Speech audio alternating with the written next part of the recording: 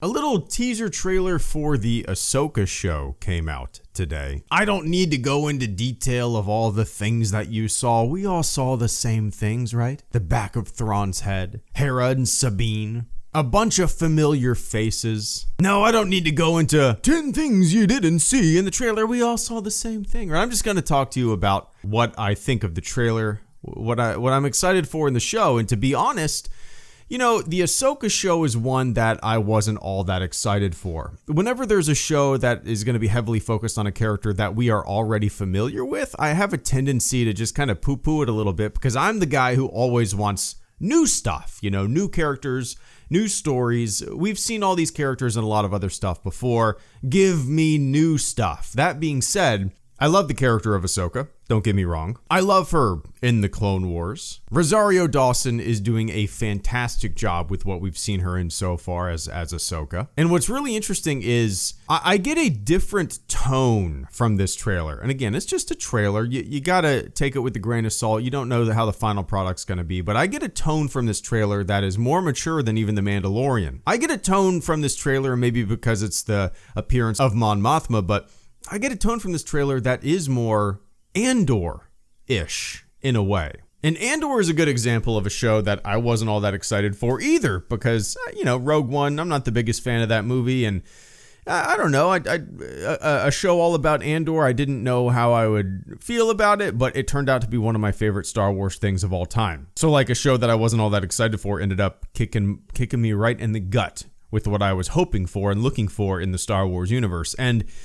hopefully that's true with the Ahsoka show too. This trailer got me pumped for it. Tonally, again, it feels very mature. It looks like the quality, the production value of this show is better than The Mandalorian, in my opinion. You know, the latest season of The Mandalorian hasn't really hit me all that much. I haven't been the biggest fan of it.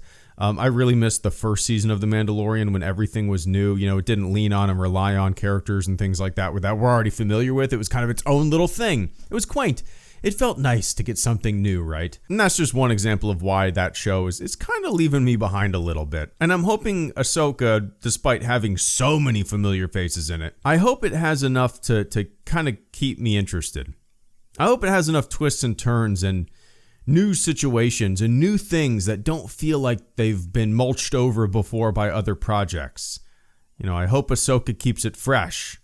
The show, not the character. Despite my constant vocal opinion of always wanting new stuff, I fully admit that it's really neat to see all of these animated characters in live action. I'm not immune to that excitement. I'm not immune to that curiosity. Seeing Hera and Sabine, you know, even Ahsoka in live action is really cool. It is. And one of the things that I'm most excited for is Thrawn. I read the Thrawn book. I read Heir to the Empire way back in the day. I'm currently reading Thrawn Alliances right now. According to my Kindle, I'm like 60% through with it. And as a character, I find him, you know, calm, cool, and collected and relaxed and really introspective and a brilliant tactician. And I hope he does play a large, active on-screen role in the show and isn't just, you know, a background fear. I think it would be really great if the show utilized him front and center. Now, you know, we can't really gauge that just from a trailer, of course, but I am pretty thirsty for a bunch of Thrawn on my screen.